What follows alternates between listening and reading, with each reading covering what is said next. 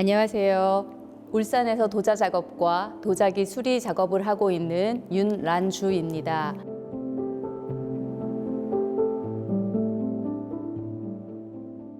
도자기 수리에는 우리나라 기록을 찾아보면 케미컬로 접합하는 방법과 옷으로 수리하는 기법이 있는데 오늘은 천연 재료인 옷으로 수리하는 방법을 소개하겠습니다.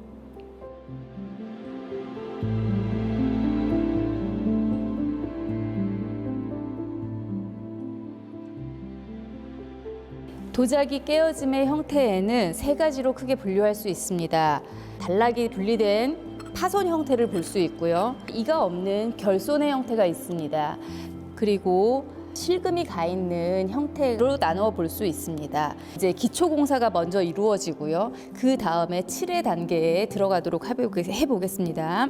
제일 먼저 해야 되는 중요한 작업은 에탄올로 소독을 먼저 해줘야 됩니다. 깨진 단면은 굉장히 날카로우므로 조심하셔서 다루어 주시고요. 쓸지 마시고 톡톡톡 두들겨 주시면 됩니다. 결손된 부분도 마찬가지고요. 자, 여기도 균열된 부분도 마찬가지입니다. 그 다음에 생칠을 단면에 톡톡톡 두들겨 주겠습니다. 붓에 충분히 묻힌 다음에 단면에 톡톡톡 두들겨 주겠습니다.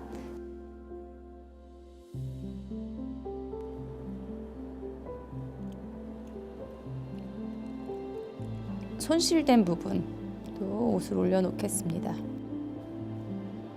자, 다음에는요, 이제 옷 풀을 만들어 줄 거예요. 강력분과 그 다음에 생옷을 1대1로 비율로 믹스를 해 줄 거예요.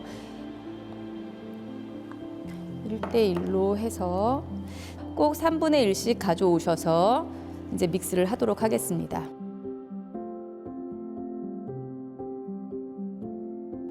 그래서 이렇게 띄어보셔서 껌의 정도가 이렇게 쭉쭉 늘어나는 그 단계가 올 때까지 저어주시면 됩니다. 저희가 사전 작업에 미치를 먼저 해놨던 적이 있었죠. 네, 그거를 이제 이렇게 너무 기름이 번들거리거나 이러면 밀림 현상이 있을 수 있어요. 그래서 티슈로 어느 정도 이제 도자기가 옷을 먹었다고 생각이 되시면 닦아내 주세요. 톡톡톡 쓸지 마시고 닦아내 주시고요. 이제 옷풀을 한쪽 단면만 해서 바르겠습니다.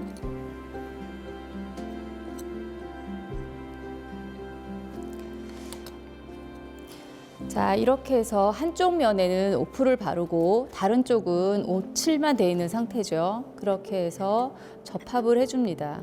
테레핀유 같은 걸로요. 이렇게 화장솜에 묻혀놓고 제가 쓰는 방법인데 이렇게 한쪽에 놓습니다. 그리고 사용했던 칼을 이렇게 닦아주면서 단차가 있는지 없는지 옆에 주변에 이렇게 묻어도 상관없는 도자기 같은 경우는 이렇게 확인을 합니다.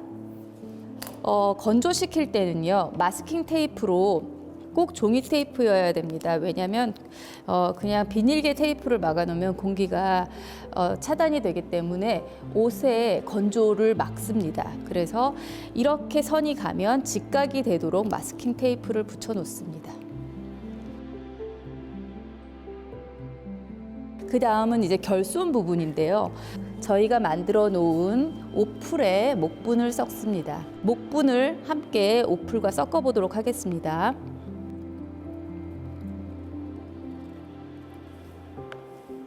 결손된 부분에 이렇게 형태로 만들어 얹어 주시면 됩니다.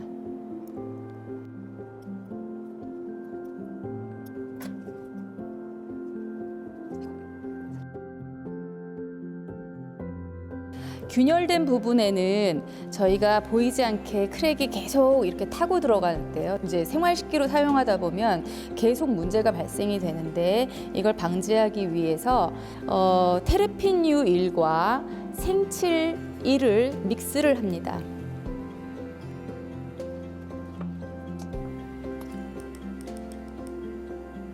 꼭 한쪽 면에서 반대편 방향으로 투과가 돼서 나타날 때까지 기다려 주셔야 돼요. 그래서 여기를 보시면 자, 투입을 하겠습니다.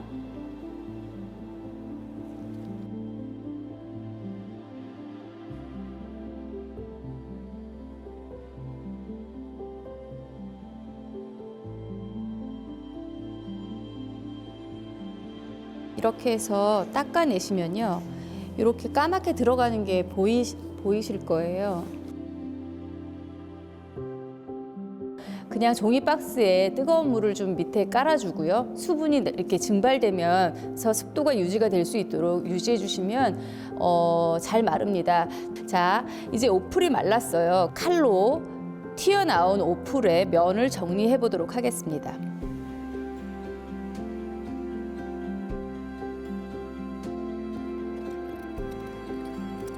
여기에는 미장에 약간의 단차가 있어요. 여기에 토해칠을 얹어주도록 하겠습니다. 그리고 목편 만들기에서 약간 거친 부분들이 나타나거든요. 그래서 이렇게 0.2mm를 기준으로 해서 좀 우둘투둘한 부분이나 이런 부분들은 토해로 마감을 해주겠습니다. 자, 토해 만들기 해볼게요. 자, 토분. 분화구를 만들어줍니다. 그리고 스포이드에 물을 좀 이렇게 해서 자 모아줍니다. 그리고 나서 휴지로 얘를 꼭 눌러줍니다. 한 5분 정도 누르고 계셨다가 떼주시고요. 자, 이제 생칠과 1대1로 섞어서 미장을 만들어 보도록 하겠습니다.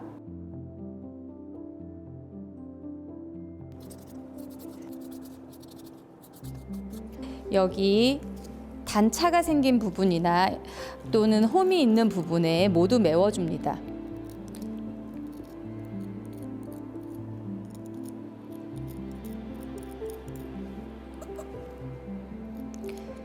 결손된 부분에도 마찬가지로 이렇게 토해를 얹어서 미장을 해줍니다.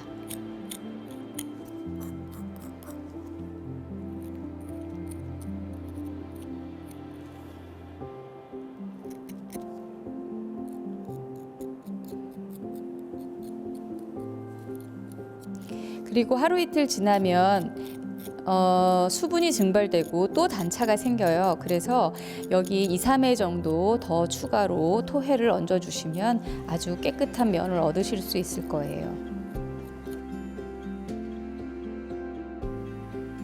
자, 여기에 사포로 물사포 하시는 게 가장 좋습니다. 그런데 주변에 상처가 생기지 않도록 그 면만 아주 깨끗하게 사포질을 해주시면 됩니다. 그래서 닦아내시고요. 그러면 면이 이렇게 만들어집니다.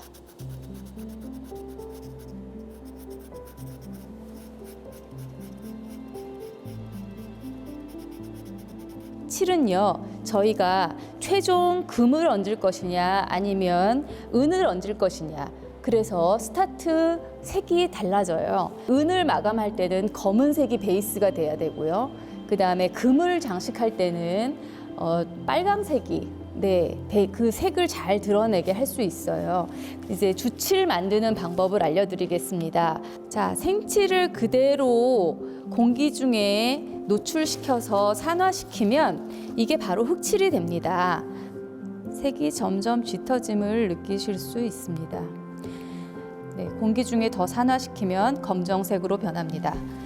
그 다음에 빨강색 만드는 방법을 알려드릴게요. 벵가라와 생옷을 1대1로 섞으면 어두운 고급스러운 빨강색 주칠이 만들어집니다. 붓을 충분히 옷을 먹인 다음에 자, 새끼손가락에 힘을 주시고요. 이렇게 선을 가시면 됩니다. 이거를 주칠, 다음에는 흑칠, 다음에는 또 주칠 3번 정도 올려주시면 됩니다.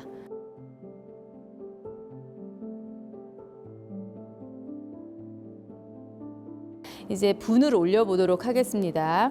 이렇게 진짜 금을 묻혀서 여기다 톡톡톡 털어줍니다. 금가루는 금속의 성질이 있기 때문에 무게가 무겁잖아요. 그래서 밑으로 가라앉습니다. 그래서 옷과 접합이 잘 되죠. 그래서 이렇게 주변에 있는 옷을 금가루를 모아서 해주시면요. 네, 그래서 이렇게 장식이 됩니다.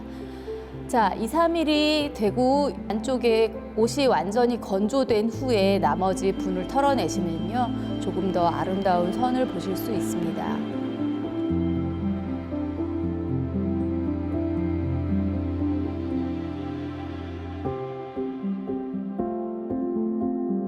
깨어짐은 또 다른 아름다움을 만날 수 있는 선물이라고 생각합니다. 여기까지 시청해 주셔서 감사합니다. 도예가 윤란주였습니다.